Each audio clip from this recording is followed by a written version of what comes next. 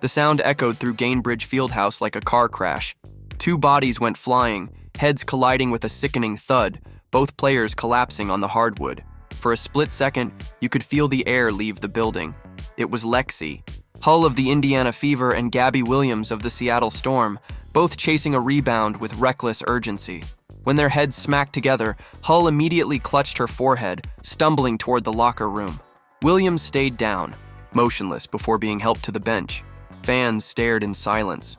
It wasn't just the violence of the collision, it was the timing. Indiana was already playing without its biggest star, Caitlin Clark, along with nearly its entire backcourt. Losing Hull on top of that felt like the breaking point. This was supposed to be Clark's night. Nike had filled the arena with her new logo. Fans wore promotional shirts and banners with her name hung from the rafters. Yet she wasn't even in uniform. She was stuck on the sidelines with a groin injury that had already cost her weeks. And now, one of the Fever's last remaining warriors had a swollen lump growing across her forehead. Most people assumed Hull's night was over. No way she'd be back. But what happened next would become the heartbeat of the game, the moment that transformed Indiana's identity in front of thousands watching. Survival meant digging deeper than they ever had before. With Clark and much of the backcourt rotation sidelined, the Fever didn't have the luxury of relying on familiar formulas. They were running out of bodies, running out of time, and running out of excuses. Every mistake now carried the weight of the season. That reality set the tone from the opening tip. The Storm were bigger, deeper, and more experienced, led by all-stars who had already been through playoff wars. Seattle smelled blood in the water, and early on it looked like Indiana might be overwhelmed. The ball pressure was suffocating. The rotations crisp, and every trip down the floor felt like it demanded perfection. But desperation can breed resilience. The Fever tightened up defensively, swarming passing lanes and battling on the boards as if every rebound were the last. Instead of folding, they pushed back. Kelsey Mitchell shouldered the offensive load, attacking relentlessly, while Aliyah Boston established herself as the anchor inside. Lesser-known names, players who weren't even supposed to be in the spotlight this season, suddenly became indispensable. What emerged wasn't polished basketball, but it was gritty, defiant, and relentless. The Fever weren't trying to outscore the Storm with highlight plays. They were clawing for possessions, diving on the floor, and turning the game into a war of attrition. In that battle, the Fever discovered something crucial. They might not have had depth, but what they did have was heart. And in a season teetering on the edge, that was enough to keep their dream alive. But instead of crumbling, Indiana rewrote the script. What was supposed to be a showcase for Caitlin, Clark turned into a showcase for the entire Fever. Every possession became a test of grit, every loose ball a battle of will. The team didn't just adjust, they reinvented themselves on the fly. It was a reminder that basketball is bigger than any one player, even a generational talent like Clark. While the spotlight lingered on her courtside, it was Aliyah Boston, dominating in the paint, Lexie Hull redefining toughness, and a collective roster refusing to let the night slip away. The irony only grew sweeter. A game that started as a celebration of individual stardom transformed into a celebration of team identity. The Fever weren't waiting for their superstar to save them. They were proving they could save themselves. And when the final buzzer sounded, the message was clear, not just to Indiana fans, but to the entire league. The Fever are no longer just Caitlin Clark's team. They're something far more dangerous, a group that has found its backbone, its grit, and its belief. Then came the play that changed everything. Early in the first quarter, Lexie Hull and Gabby Williams sprinted toward a loose ball. Neither slowed down. Their heads collided with a crack so brutal the entire arena winced. Both players crumpled to the floor. Williams stayed on the bench. Hull staggered into the tunnel, clutching her forehead. Cameras zoomed in as the swelling ballooned instantly, a knot so large it could be seen from the upper deck. The building went silent. Fans whispered the same question. How much more can Indiana lose? Hull wasn't a star scorer, but her absence would have been devastating. She was the one who defended the other team's best guards, who threw her body on the floor for 50-50. Balls who did the dirty work no one else wanted. Without her, Indiana's already thin roster would have been ripped apart. And then, out of nowhere, she came back. Minutes later, Hull checked in again. Swelling visible, but intensity untouched. The very first play told the story. She dove headfirst onto the hardwood for another loose ball, as if the collision had never happened. The crowd erupted. Her teammates fed off her energy. What looked like the breaking point had transformed into, the spark. That single decision, to return, to fight, to ignore the pain, reshaped the night. Aliyah Boston later called Hull the definition of tough. Coach Stephanie White described the collision as disgusting, but admitted Hull's refusal to show pain embodied the team's grit. The box score barely noticed her, 9 rebounds, no scoring runs. But the stat that mattered was hidden, a staggering +31 plus or minus, the highest of the night. Hull didn't just survive the hit, she flipped the game on its head. With Hull's return fueling the energy, Indiana leaned into its other strength, the dominance of Aliyah Boston. The second-year center delivered a performance that was equal, part statement and warning to the rest of the league. She racked up 27 points and 9 rebounds, but the box score barely scratched the surface. Every possession seemed to orbit around her. She carved out deep position, powered through double teams, and bullied her way to second-chance points. Seattle's front court had no answer.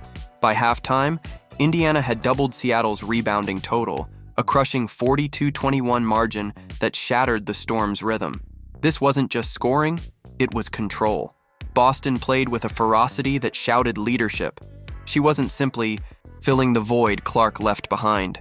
She was seizing ownership of the Fever's identity. Each powerful finish sent the crowd into a frenzy. Every rebound ripped from an opponent's hands became a rallying cry. Indiana wasn't just surviving without Clark. They were thriving, and Boston was the reason. But Boston didn't do it alone. If Hull represented toughness and Boston represented dominance, then Odyssey Sims and Kelsey Mitchell embodied resilience and experience. Sims, signed late in the year, played like she'd worn the Fever jersey for a decade. She poured in 22 points, slicing into the paint, pushing the tempo in transition, and, in the moment fans will never forget, drilling a deep 3 from the logo that sent the arena into chaos. It wasn't just a shot, it was a declaration. Indiana would not back down. Kelsey Mitchell brought her trademark steadiness, adding 21 points that gave the offense balance. Whenever Seattle threatened to close the gap, Mitchell was there with the answer. Her perimeter shooting stretched the defense just enough to free Boston to dominate inside. Together, the trio of Boston, Sims, and Mitchell became a three-headed storm that overwhelmed Seattle. By the final buzzer, the scoreboard read 95-75, but it wasn't the numbers that told the story. This didn't feel like an upset. It felt like dominance. Here's what made this win different. It wasn't about surviving until Caitlin Clark returned. It was about proving the Fever were more than a one-star show. Indiana swept Seattle 3-0 on the season, climbing back into 6th place in the playoff race. They turned a night that was supposed to be about Clark's logo into a night about team identity, Hull's grit, Boston's power, Sims's fearlessness, Mitchell's steadiness. It all came together to create the most complete win of the season. And for once, the highlights weren't about a single player carrying the weight. They were about 5, 6, 7 players pulling together, each moment feeding the next. And when the buzzer sounded, you could see it in the locker room. The celebration wasn't just about one win. It was about belief. A belief that the Fever weren't just waiting for their superstar to rescue them. A belief that they could fight, defend, and impose their will on anyone. For the first time in weeks, the Fever looked like a team that could make noise in the playoffs. And with Caitlin Clark's return on the horizon, the question shifted from if they would get in to just how far they might go once they do. But make no mistake, the Fever's future still revolves around Caitlin Clark. And on this same night, while her teammates carried the load, another development brought hope. For the first time since mid-July, Clark had returned to full practice. After weeks of rehab, limited walkthroughs, and light shooting drills, she was finally cleared for live workouts with contact.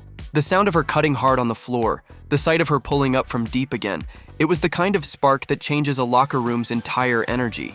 Coach Stephanie White was cautious, reminding everyone that rushing back from a groin injury can cause setbacks. But the buzz was impossible to ignore. Players whispered about it in the tunnel, fans erupted on social media, and even opponents admitted that Clark's return would completely reshape the playoff race. With only 6 games left in the regular season, the stakes couldn't be higher. Every possession matters. Every win or loss can swing the Fever's destiny.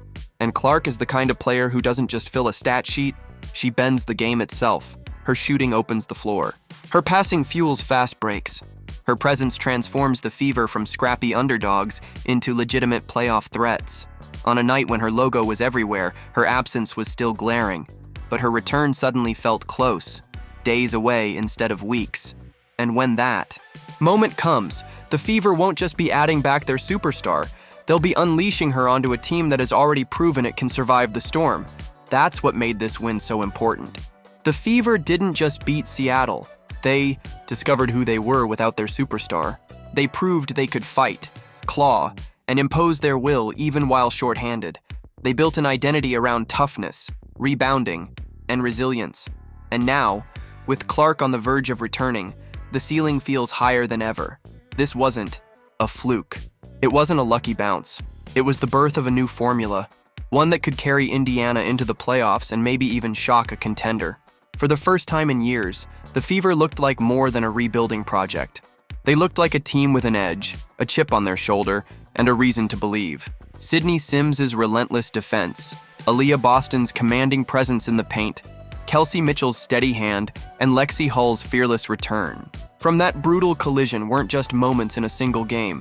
They were proof that Indiana has the depth and the heart to win in the trenches. And when Caitlin Clark steps back onto that court, she won't be asked to save the Fever. She'll be joining a squad that already knows how to fight, that already knows how to win. That changes everything. This night wasn't about one star. It was about a team discovering its identity under the brightest lights and in the harshest circumstances. And for every Fever fan watching, it felt like more than a victory. It felt like the start of something real. When Lexie Hull walked back onto the floor with a swollen forehead, she gave fans something no logo or marketing campaign could provide: raw toughness. When Aliyah Boston threw down bucket after bucket in the paint, she gave the team its identity. When Sims and Mitchell scored in waves, they reminded the league Indiana had firepower. And when the final buzzer sounded, the message was clear. The Fever are more than just Caitlin Clark, but soon they'll have her back. And when that happens, the league better be ready. If you believe in this team, comment, "I've got the Fever," because this is no longer just a rebuilding story. This is the rise of something real.